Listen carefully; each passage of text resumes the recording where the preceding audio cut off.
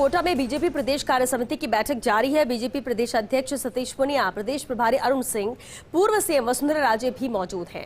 केंद्रीय मंत्री गजेंद्र सिंह शेखावत, कैलाश चौधरी, सह प्रभारी भारती बेन, नेता प्रतिपक्ष गुलाब चंद कटारिया, उपनेता प्रतिपक्ष राजेंद्र राठौर समेत बड़ी संख्या में पदाधिकारी मौजूद रहे। शाम 5 बजे तक 3 सत्रों में चलेगी कार्य समिति की बैठक। राजनीतिक प्रस्ताव के साथ ही प्रदेश में भावी कार्यक्रम भी यहाँ पर तय होंगे।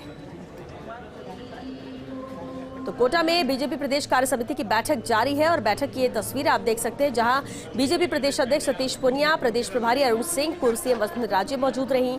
केंद्रीय मंत्री गजेंद्र सिंह शेखावत, कैलाश चौधरी, सह प्रभारी भारती बेन, नेता प्रतिपक्ष गुलाब चंद कटारिया, उपनेता प्रतिपक्ष राजेंद्र राठौर समेत बड़ी संख्या में पदाधिकारी भी मौजूद हैं। बता दें आपको, शाम 5 बजे तक यहाँ 3 सत्रों में कार्य समिति की बैठक आज चलेगी। राजनीतिक प्रस्ताव के साथ ही प्रदेश में भावी कार्यक्रम भी यहाँ तय होंगे।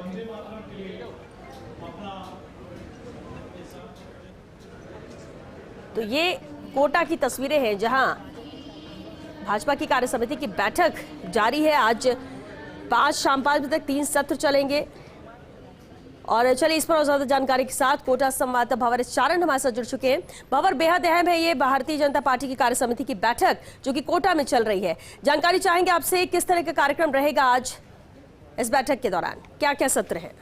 देखिए, 1 दशक के बाद जाकर के ऐसा मौका आया है जब प्रदेश कार्य समिति की बैठक कोटा में हो रही है। और महत्वपूर्ण बात यह है कि हाड़ौती अंचल पूर्व मुख्यमंत्री वसुंधरा राजे का गृह अंचल भी है, वो खुद इस कार्य समिति बैठक में मौजूद है। और ऐसा माना जा रहा है कि प्रदेश अध्यक्ष सतीश पुनिया, प्रदेश प्रभारी अरुण सिंह, नेता प्रतिपक्ष गुलाब चंद कटारिया की अगुवाई में एक तरह से बीजेपी ने 2023 के विधानसभा चुनावों का शंखनाद इस बैठक के साथ जल्दी करने का ऐलान फूंक दिया है।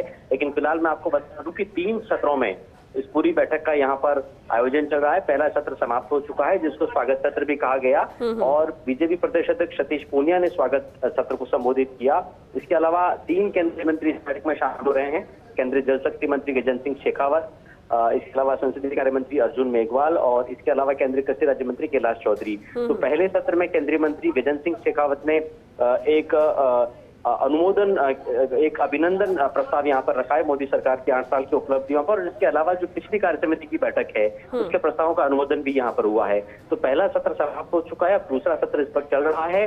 और दूसरे सत्र में सबसे महत्वपूर्ण बात इस पूरी कार्य समिति की, एक राजनीतिक प्रस्ताव जो है वो बीजेपी के प्रदेश महामंत्री मदन दिलावर की तरफ से रखा जाना तय है। इसके बाद 2:30 बजे के आसपास मीडिया को एक बार फिर से इस दूसरे सत्र को लेकर ब्रीफ किया जाएगा। जी चलिए, शुक्रिया भंवर इस पूरी जानकारी के लिए, क्योंकि सत्र जारी है, आगे भी आपसे अपडेट लेंगे।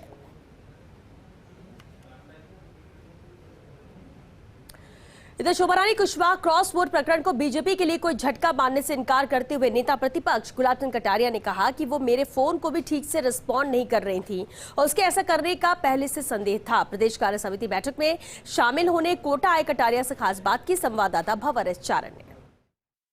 बीजेपी की प्रदेश कार्य समिति बैठक कोटा में होने जा रही है और नेता प्रतिपक्ष गुलाब चंद कटारिया भी इस बैठक में पहुंचे हैं। कटारिया साहब, प्रदेश कार्य समिति की बैठक कोटा में होने जा रही है, क्या ये माना जाए कि ये 2023 का शंखनाद है? देखो, हमारी एक पार्टी का एक नियमित कार्यक्रम है। हम पार्टी के हर 3-4 महीने के ड्यूरेशन से प्रदेश कार्य समिति करते हैं। मुख्य उद्देश्य तो जो किया है उसका मूल्यांकन करते हैं, आगे संगठन को मजबूत करने के लिए किन किन कदमों को लेना है वो करते हैं, और सरकार की जो असफलताएं होती है जिसके कारण से जनता परेशान है उस पर चर्चा करके और उसके लिए संघर्ष की रूपरेखा बनाते हैं। मोटे रूप में ये काम। डॉक्टर साहब, जब विपक्ष मजबूती से पांव जमा रहा था तब ऐसे माहौल में क्रॉस वोटिंग होना राज्यसभा चुनाव में कितना बड़ा झटका?